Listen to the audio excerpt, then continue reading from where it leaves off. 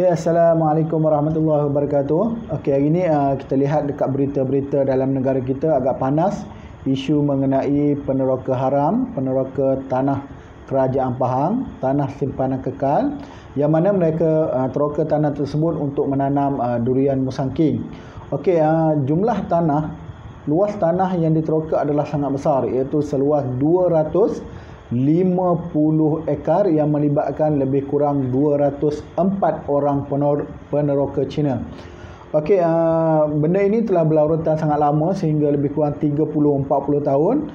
Tetapi apabila kerajaan Pahang bertukar teraju kepada Menteri Besar yang baru, dia telah mengambil satu tindakan yang drastik, iaitu dia mahu mengusir peneroka-peneroka haram tersebut, dan dia mahu tebang semua pokok-pokok durian, yang mana kerajaan Pahang telah hilang hasil yang sangat banyak, dan kita hilang juga biodiversiti negara apabila hutan-hutan tersebut seluas 250 ekar telah ditebang dengan sia-sia tanpa hasil kepada kerajaan.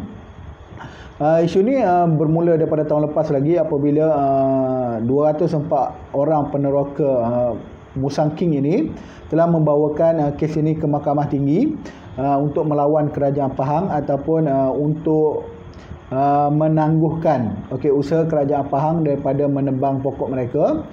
Jadi bermula daripada bulan 12 tahun lepas mereka bawa kes ke mahkamah, tetapi mahkamah menolak permohonan mereka. Dan Menteri Besar pada waktu itu telah mengeluarkan kenyataan bahawa pokok tersebut akan ditebang pada bila-bila masa sahaja. Jadi pada hari ini pokok tersebut akhirnya telah ditebang, dan ada penguat kuasa yang terlibat telah dimaki dan sebagainya.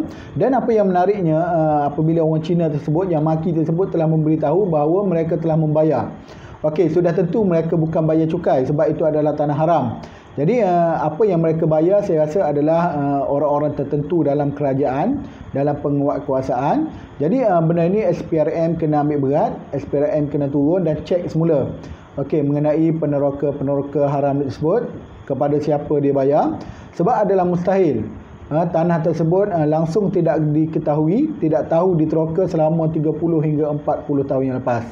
Mesti ada dalang yang menerima duit yang saya rasa bukan sikit nilainya, mungkin berpuluh ribu ataupun beratus ribu ringgit daripada peneroka haram tersebut. Jadi sebagai rakyat Malaysia sebenarnya kita kena menyokong usaha yang dilakukan oleh kerajaan Pahang ini, kerana kita sendiri sebenarnya bukan sahaja tidak boleh, bahkan adalah menjadi kesalahan.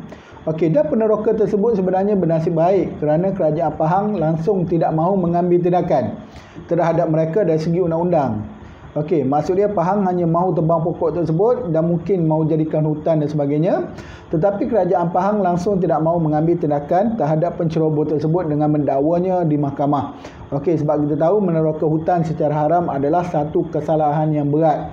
Boleh dihukum denda sehingga beratus ribu ringgit. Kesilapan kita ni adalah terlalu lewat. Mungkin dah beberapa generasi yang berlaku dekat Raub ni, bahkan di tempat-tempat lain dibiarkan, mungkin dah makan 2 generasi, 3 generasi sehingga mereka merasakan bahawa itu tanah mereka. Bukannya tanah daripada pihak kerajaan. 250 hektar bukanlah jumlah yang paling besar yang pernah dilakukan oleh Pahang. Sebab Pahang sendiri pernah melakukan kesilapan pada saya apabila dia telah memberikan tanah yang cukup luas kepada Lim Goh untuk membangunkan kasino dan juga untuk membangunkan pusat peranginan di Genting Highland. Kerajaan Pahang sendiri pada waktu itu telah meluluskan tanah pegangan kekal kepada Lim Goh seluas 4,940 hektar, bukannya ekar. Jadi maksudnya kurang lebih 8,000 ekar telah diluluskan oleh kerajaan Pahang secara pegangan kekal kepada Lim Goh and the gang dia, Datuk Seri Noh. Tan Sri Noh. Tan Sri Noh dengan Goh tu dapat 4,940 hektar tanah Pahang untuk membangunkan genting dan juga kasino. Kemudian bukan setakat itu saja, dengan jumlah tanah yang cukup besar itu, mereka akhirnya pergi lagi ke Selangor untuk memohon dengan Menteri Besar Selangor Datuk Harun Idris tanah seluas 1110 hektar lagi. Okey, menjadikan tanah yang dia mohon daripada kedua-dua buah negeri ini ialah seluas 6,050 hektar, bukannya 5 ekar. 6,050 hektar, sangat luas. Okey, pada asalnya Datuk Idris ni dia hanya nak bagi tanah tu leasehold. Okey, tanah pajakan sebanyak 99 tahun. Tapi Gotong tak puas hati, dia pergi pujuk lagi Datuk Idris Harun. Dia kata kalau dia tak bagi ni menyebabkan Selangor tak maju dan sebagainya. Akhirnya Datuk Idris Harun tukar fikiran dan telah memberikan tanah seluas 1110 hektar kepada Ling Gotong dan juga and the gang.